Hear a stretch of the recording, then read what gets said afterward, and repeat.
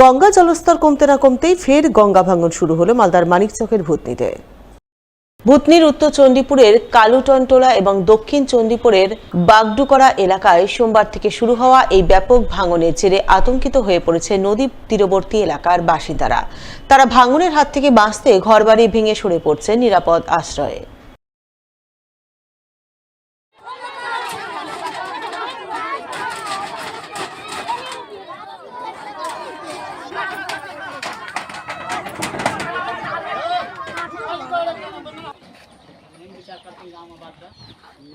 गाँव को तो बात का भेज ना देते घर तो गाल में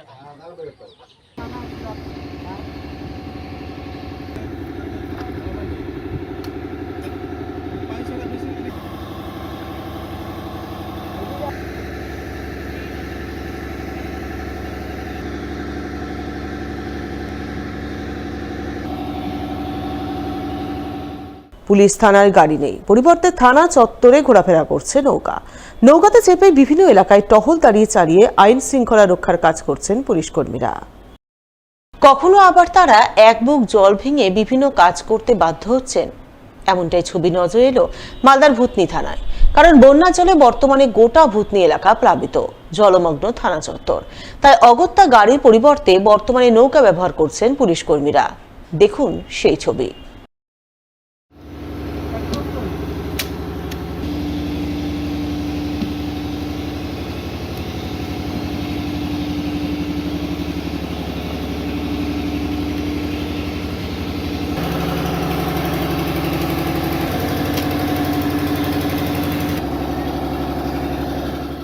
সব ডুবে গেছে, ঘরের মধ্যে এক বুক জল। হ্যাঁ, পরিষেবা দিচ্ছেন মানুষকে? পরিষেবা তো অবশ্যই পরিষেবা রাত দিন 7 দিন একদম 24 ঘন্টা। এতটা জল থানার ভিতরে কি করবো বলুন? কিভাবে যাতায়াত কিভাবে করছেন? এই যে নৌকা নৌকার মাধ্যমে যাতায়াত। টহলদারি কিভাবে করছেন? টহলদারি কিভাবে চলছে? টহলদারি নৌকা দিয়ে সব নৌকা। সমস্যা হচ্ছে তো? অবশ্যই সমস্যা তো হবেই, এটা একটা মানে প্রাকৃতিক দুর্যোগ, মেনে নিতেই তো হবে, কিছু করার তো নেই। আর নদীতে জল কমছে, আমি একজনের কাছে খবর নিলাম, ও বলছে যে এইভাবে যদি জল কমতে থাকে তো আগামী 2-3 দিনের মধ্যে ওই মুখটা নাকি শুকিয়ে যাবে। আবার যে জায়গাটা প্রথম কেটেছিল কালোটুলার একটু এই দিকে, সেই জায়গাটা দিয়ে আবার জল বেরোচ্ছিল, রিভার্স বেরোচ্ছে, আবার নদীর দিকে যাচ্ছে আবার।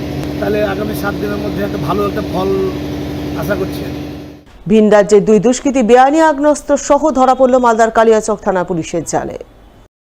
পুলিশ সূত্রে জানা গেছে, ধৃতদের নাম মোহাম্মদ সালাতুর ও মোহাম্মদ মিজনুর আহমেদ। দুজনেরই বাড়ি মণিপুর রাজ্যের থৌবাল জেলায়।